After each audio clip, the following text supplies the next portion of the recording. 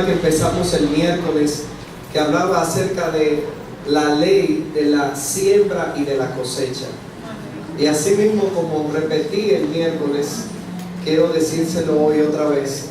Cuando la gente escucha que hablan de siembra y de cosecha, ya estamos tan acostumbrados a mezclar lo que es la siembra con lo que es el dinero, que desde que uno dice siembra y cosecha, ya la gente tiene la mano, tiene la cartera. La mierda no se la lleva. Y necesariamente no es así. Cuando hablamos de lo que es la ley de la siembra y la cosecha, estamos hablando acerca de lo que es un principio que empieza en los cielos y repercute en la tierra. ¿Me explico? Todo lo que nosotros sembramos aquí en la tierra también tiene una repercusión allí en los cielos. Todo lo bueno que tú siembras también en los cielos es anotado, es tenido en cuenta. Todo lo malo que haces también traerá consigo, tarde que temprano, decía el miércoles, una factura. Dios nos pasará la factura. Eso es como cuando usted entra a un restaurante y usted empieza a pedir platos sin medir consecuencias. Pero cuando usted ve que viene la factura, usted abre los ojos como un buen dominicano, ¿verdad? Dice, Dios mío, ¿y este Temi de dónde salió? ¿Qué pasó? Comiste mucho, disfrutaste mucho, pero la factura vino. Y así mismo son los principios eternos, porque todo lo que tiene que ver con Dios son principios eternos, que cuando esos principios nosotros los quebrantamos, esos mismos principios vienen hacia nuestra vida y quebrantan lo que tiene que ver nuestra vida. Y quiero por favor que vayamos a 2 Corintios 9:6. Esto es solamente un recuento, porque de aquí se derivó todo lo que tuvo que ver con el mensaje del miércoles y la continuidad de hoy, para que los que no estaban puedan conectarse a lo que yo quería expresarle a ustedes. 2 Corintios 9:6 dice, pero esto digo, que el que siembra como escasamente, también segará escasamente. Y el que siembra generosamente también segará. Si usted se da cuenta aquí, Pablo, el apóstol Pablo, no está mencionando dinero. Está hablando acerca de una ley, de un principio de vida. Porque nosotros como creyentes o no creyentes somos gobernados por principios de vida. Todo lo que tú hagas, todo aquello que siembres, todo aquello que tú te dediques a hacer, eso traerá contigo hacia atrás una respuesta. Es como si fuera un boomerang. ¿Sabe lo que es un boomerang, verdad? Usted lanza el boomerang, da muchas vueltas, pero ese boomerang volverá a ti otra vez, tarde que temprano. Y es necesario que la iglesia aprenda este principio de vida, porque son principios de vida. A veces estamos tan conectados espiritualmente, entre comillas, que olvidamos principios que tienen que ver con la tierra. Me voy a explicar. Por ejemplo, todo lo espiritual repercute en lo terrenal. Somos creyentes, pero todos cogemos un carrito público, ¿verdad? Todos tenemos que trabajar. Los que no trabajan tienen una empresa, pues tienen que atender su empresa. De todos modos, que como dice Eclesiastés, lo mismo le sucede al uno, ¿verdad?, como al otro. Lo mismo le sucede al que es creyente como el que no es creyente.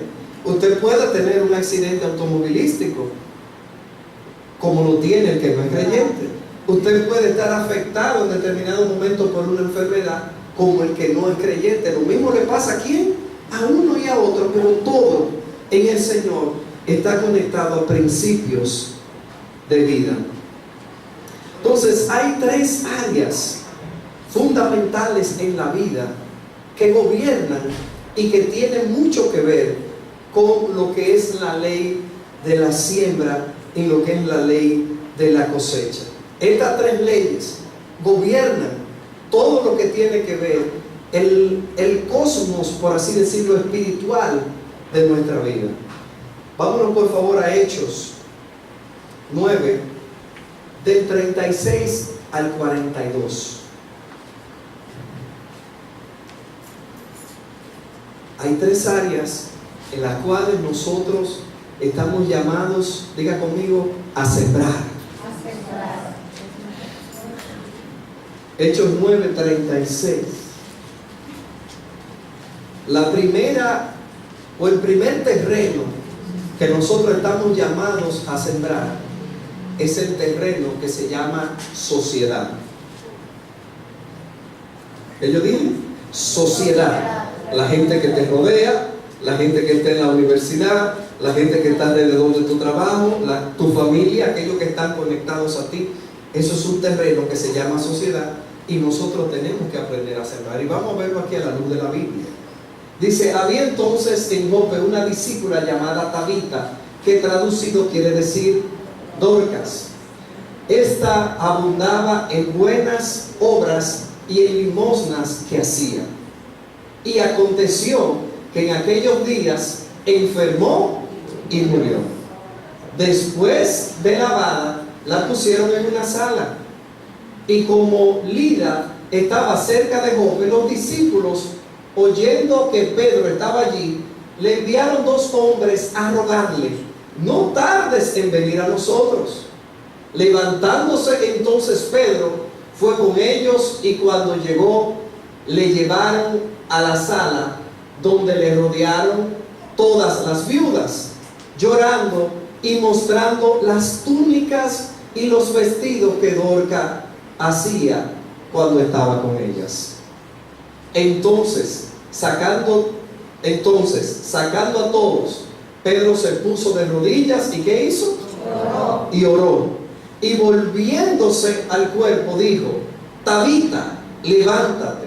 Y ella abrió los ojos y al ver a Pedro se incorporó. Y él, dándole la mano, le levantó. Entonces, llamando a los santos y a las viudas, la presentó como viva. Esto fue notorio en toda Jope, y muchos, ¿qué pasó? ¿Creyeron en quién? En el Señor. ¿Quién era Dorcas? Vamos a hablar en un lenguaje llano. Era una costurera, hacía vestidos. Pero Dorcas tenía algo muy especial dentro de la sociedad y dentro de su comunidad, que ella no se enfocaba tan solo en trabajar para producir para sí, sino que dice la Biblia que aquellas personas que necesitaban limosna y que necesitaban vestidos y que tenían un problema, ¿dónde iban? ¿Dónde Dorcas? Y Dorcas, sin ningún tipo de problema, dice la Biblia que atendía y que sembraba. Diga conmigo, sembraba en la gente que necesitaba en la comunidad. Y esto fue tan notorio que Dorcas no se estaba dando cuenta que ella no estaba sembrando específicamente para sí, sino que estaba sembrando su postrer resurrección. Hay cosas en la vida que tú y yo hacemos y sembramos, y al momento nosotros no vemos, ¿verdad?, tal vez los frutos tan rápido, pero créeme que si estás sembrando correctamente vas a cegar. Aleluya. Si estás sembrando correctamente también vas a cegar. Siembra y cosecha. Dorcas. Y ahora se nos ha muerto Dorcas. ¿Quién nos preparará los manteles de la casa? Hay los vestidos cuando vayamos a salir. Ahí se me rompió el pantalón y ahora ¿quién va a coser? Digo, alta costura.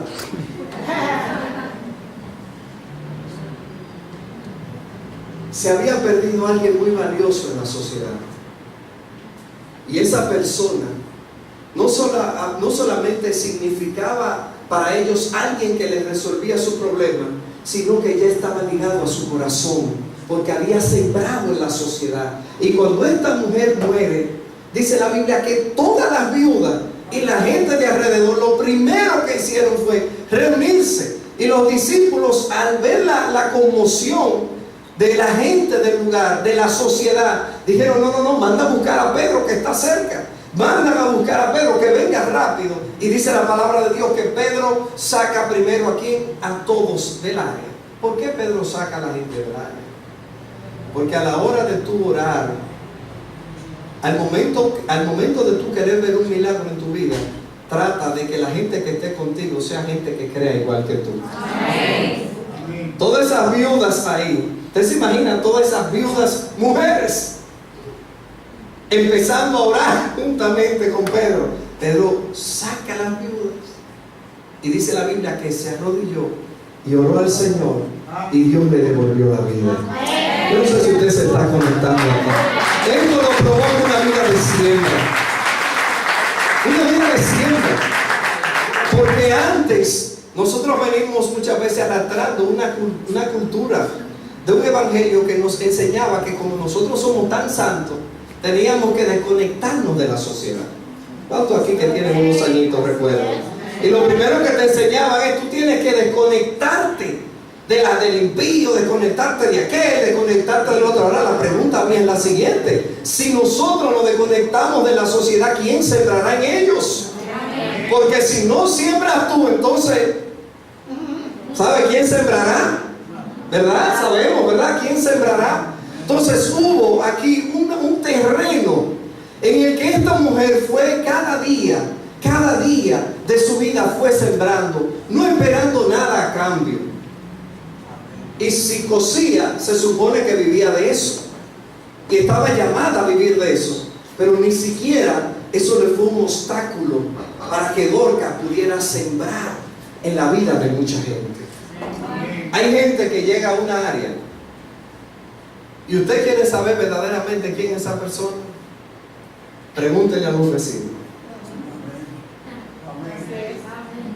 Y yo estoy hablando en términos genéricos, tanto estoy hablando como creyentes como gente no creyente. ¿Por qué? Porque tienes 20 años viviendo en ese residencial y tú ni siquiera nunca saludo le has dicho a la vecina que tiene al lado. Pero salimos con la Biblia para el culto. Hello. Entonces no estamos sembrando. Estamos en las universidades. ¿Y qué pasa en las universidades? Que estamos ahí, hablamos de todo, pero nunca en la vida hemos sembrado, aunque sea la palabra de Dios en la vida de otro, para que Dios lo rescate y para que Dios cambie su vida. ¿Por qué? Porque no estamos sembrando. Y Dios te expondrá a muchos terrenos en la vida donde tú y yo estamos llamados, diga conmigo, a sembrar. El otro punto importante es, agarre su cartera, las finanzas. Proverbios 3, del 9 al 10. Proverbios 3, del 9 al 10. ¿Cómo dice? Honra a Jehová con tus bienes y con las primicias de algunos frutos, de todos tus frutos, y serán llenos tus graneros con abundancia, y tus lagares rebosarán de mosto, y serán llenos tus graneros con abundancia, y tus lagares rebosarán ¿de qué? De mosto. Es una ley de honra que me dice que si yo honro a Dios con lo que Dios pone en mis manos a administrar, y yo no estoy hablando de dar dinero a la iglesia, de eso no estoy hablando. Yo estoy diciendo que lo que Dios te pone en la mano, llámese finanzas, usted tiene que saber administrar y sembrar correctamente con lo que Dios te pone a ti en la mano. ¿Me explico? ¿Para qué le vas a pedir a Dios que te dé mucho dinero? ¿Qué vas a hacer con el dinero cuando Dios te lo dé? ¿Para qué quieres que Dios te dé grandes cantidades o montos de dinero cuando tú lo que quieres es tener una cuenta bancaria para atesorar y almacenar para ti? Pero no es para bendecir a nadie. Quieres dinero para ti. ¿Por qué? Porque el dinero, amados, nos hace sentir a nosotros seguros. ¿Usted sabía eso? El dinero te hace sentir seguro. Cuando tú tienes mucho dinero, eso te dice a ti, bueno, ya mi problema está resuelto. Pero como Dios se la sabe todas se la sabe. Entonces muchas veces hace así y nos cierra la llave para que aprendamos que dependemos de Él. ¿Cuántos dependen del Señor? Entonces esto es una ley que si la iglesia la aplica a su vida, entonces vamos a estar orando menos por la pobreza y menos por la miseria. ¿Me explico? La miseria se reprende honrando a Dios.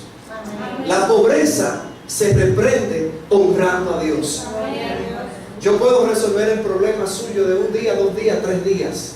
Pero si tu mentalidad no está gobernada por esta ley de honra, tú vas a volver a lo mismo. Por eso que hay un lema por ahí que dice: no me des el pescado, sino enséñame a pescar.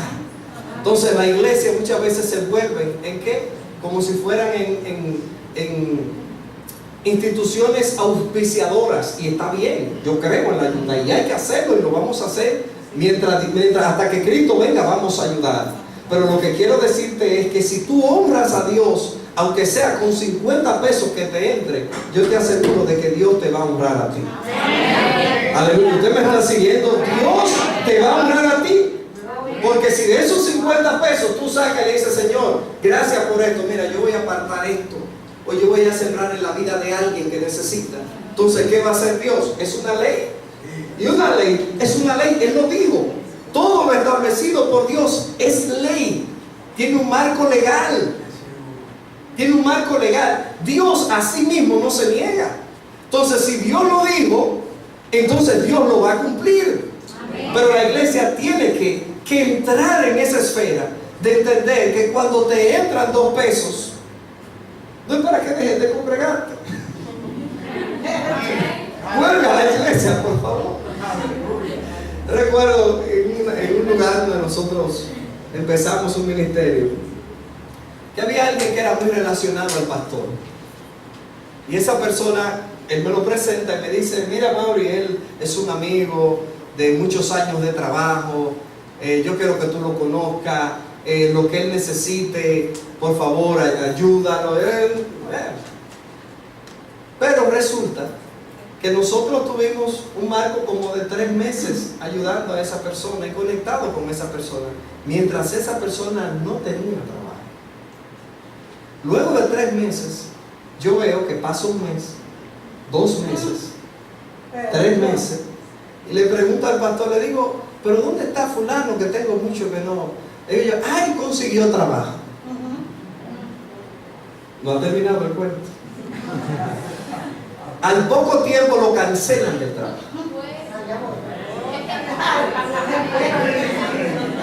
Bueno, el perro arrepentido. ¿Sabe por qué? Porque lo primero que hacía cuando recibía el dinero o el salario era que lo iba a gastar en cosas personales, y ya no necesitaba a Dios. ¿Para qué iglesia? Ya tengo dinero, Señor, no te necesito.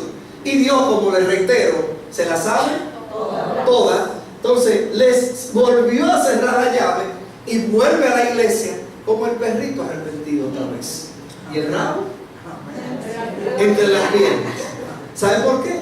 Porque rompió los principios de honra.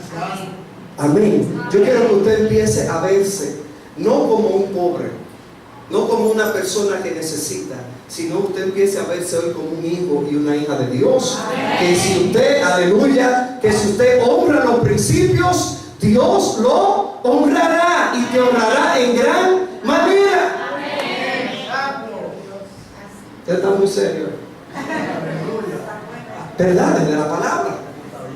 Cómo Dios levanta a Ageo, el profeta Ageo, en una temporada muy importante para el pueblo de Israel. ¿Por qué era importante? Porque venía de 22 años ya de cautiverio por Babilonia. Y dice la palabra de Dios en Ageo, eso no hay que ponerlo aquí ni buscarlo, solamente le quiero dar una introducción para que ustedes puedan conectarse a lo que le quiero transmitir. Y dice la palabra de Dios que Dios levanta a Ageo, y él levanta a Ageo en una temporada donde el pueblo ya en realidad venía del cautiverio, pero ya Dios había empezado a bendecirlo. Y dice la palabra de Dios que cuando el pueblo se vio bendecido, se olvidó del templo. Y la palabra templo aquí es una tipología que se olvidó del sacerdocio y se olvidaron de Dios. Y empezaron a comprar para ellos, a construir casas hermosas para ellos. Y Dios levanta a Ageo y le dice: pero Dios mío, ¿y qué ha pasado con el pueblo? ¿Dónde está el pueblo que yo saqué del cautiverio y lo bendije? Amén. Ten mucho cuidado cuando Dios te bendice. Porque es más peligroso perderse cuando estás siendo bendecido, entre comillas, que cuando no lo estás. Amén. Porque cuando nos hace falta, estamos ahí agachaditos delante de Dios: Señor, dame, Señor, ayúdame. Y aunque sea, estamos quebrantados. Pero cuando no lo necesitamos, entre comillas, muchas veces sacamos los pies a Dios. Y dice la palabra de Dios que Dios le dice a Ageo: dile a ellos que ellos están echando su jornal en sacos rotos. Léalo, Ageo, cuando usted pueda. Lea el libro de Ageo cuando usted pueda en su casa, tranquilo. Digo, lo que ustedes están produciendo lo están echando en sacos rotos. ¿Cuántos aquí en la vida hemos echado en sacos rotos? Amén. Todos. Donde tú ves que tú trabajas y trabajas y trabajas. Y tú dices: pues yo no veo. Y que este país, aquello. Pero muchas veces no es el país. Muchas veces no es el sistema. Muchas veces no es el gobierno. Muchas veces también es que estamos quebrantando los principios de obra, Dios, con lo que Dios nos pone en la mano, porque entendemos que es nuestro. El pueblo de Israel entendía que lo que Dios le estaba dando en ese momento era de Él, y claro que era una parte de Él para que vivieran y para que disfrutaran, pero se olvidaron de Dios, se olvidaron del templo. Y dice el Señor: se olvidaron de mí. Y como se olvidaron de mí, todo lo que ahora mismo están produciendo, su jornal se le está yendo en un saco rotos. Trabajaban y no veían resultados. Muy semejante a nuestro tiempo. Trabaja y no ves resultados. ¿Por qué? Porque está rompiendo los principios.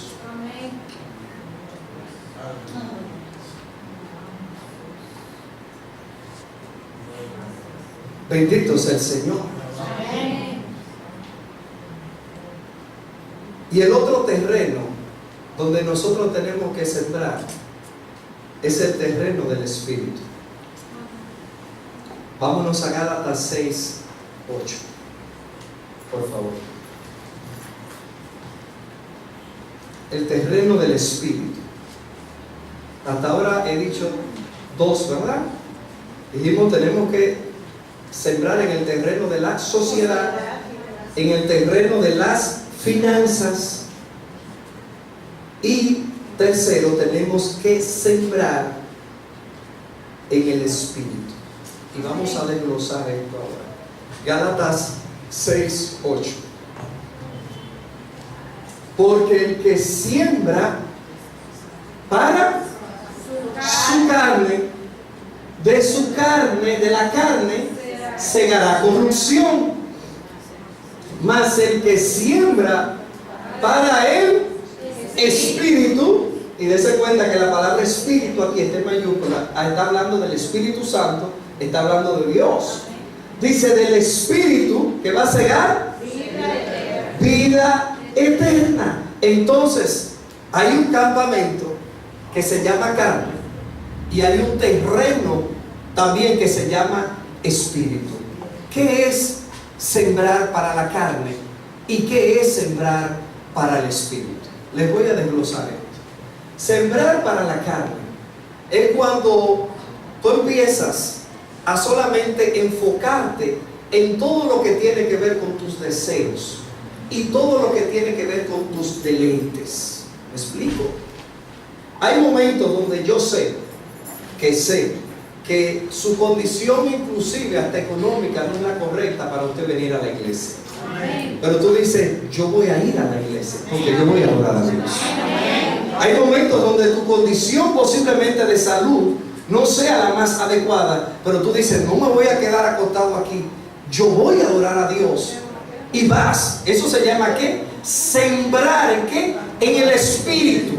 Todo lo que tiene que ver con Dios es sembrar en el Espíritu.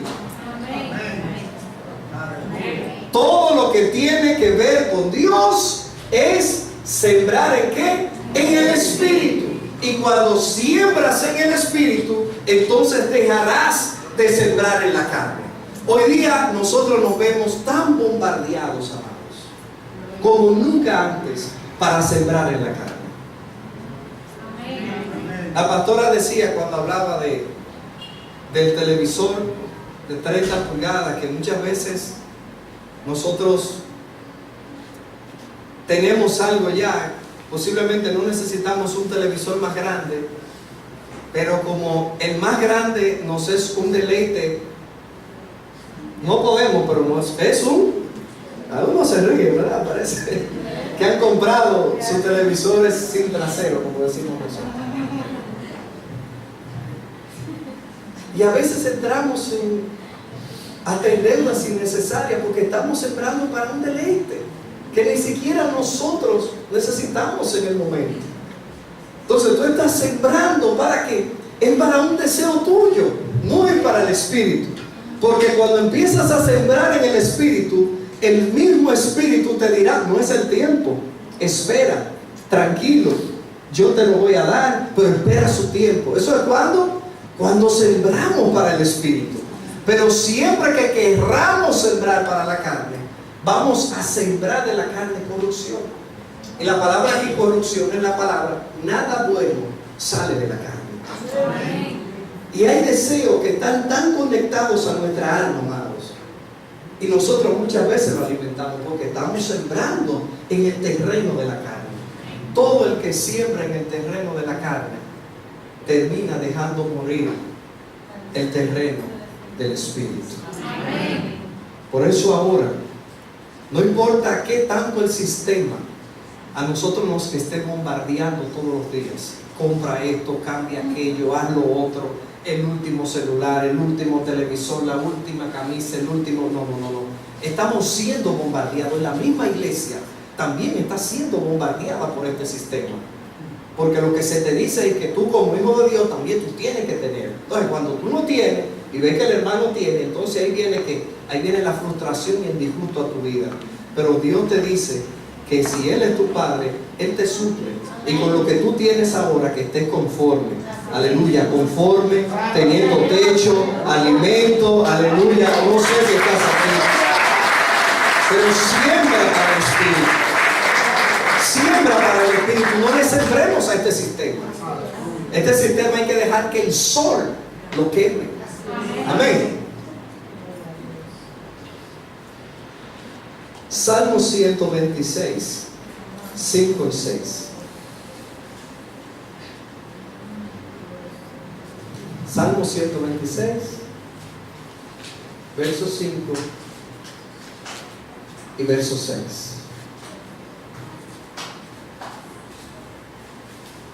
Amén. Los que sembraron con lágrimas,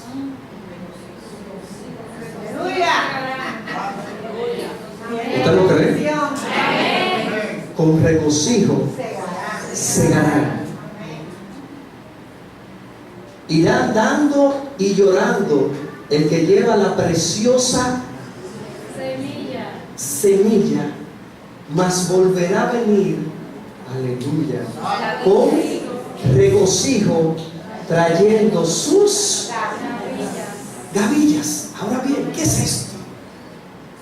Y es que a muchos de los que estamos aquí, yo sé que están sembrando con dolor. ¿Qué es sembrar con dolor? Es que tú siembras con dolor cuando tú sabes que estás haciendo lo correcto. Y aún haciendo lo correcto, eso te trae vientos contrarios, situaciones adversas.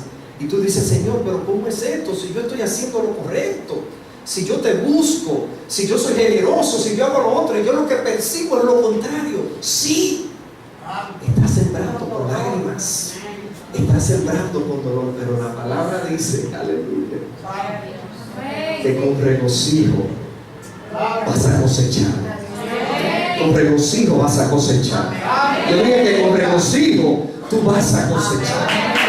Con mucho regocijo tú vas a cosechar. Posiblemente este no sea tu mejor tiempo, pero estás en el tiempo de la siembra. No es tu mejor tiempo, pero estás en el tiempo correcto. Estás en el lugar correcto. Estás en el terreno correcto. Estás donde Dios te puso. Y si estás donde Dios te puso, aunque vengan lágrimas, dificultades, adversidades sobre tu vida, créeme que la sonrisa viene. Aleluya. El tiempo de recoger los frutos se aproxima sobre tu vida. Recibe esta palabra en el nombre de Jesús. Tus lágrimas no las conozco, tu situación no la conozco, pero sí sé que te ha tocado muchas veces sembrar con lágrimas, hacer lo correcto y tener que llorar haciendo lo correcto. Pero es mejor llorar haciendo lo correcto que reír y luego morir haciendo lo incorrecto. ¿Me copió? Amado, que la vida, voy ahora a reconectarme al principio del mensaje. El que siembra escasamente tú vas a cegar. No le pidas a Dios que te dé más de lo que tú has sembrado. No le pidas que te dé más de lo que tú has sembrado, porque no sembraste. Sembraste aguacates. Aguacates tendrás. Siembras paz, tendrás paz. Siembras amor, vas a recibir amor. Siembras consuelo, recibirás consuelo.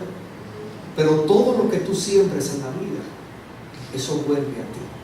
Amén. Si Dios fue capaz de resucitar a una Dorca, era porque el cielo estaba muy complacido con Dorca. Amén. Aleluya, muy complacido con una mujer que no pensaba tan solo para sí, sino que sembró en la vida para otros y honraba a Dios mismo.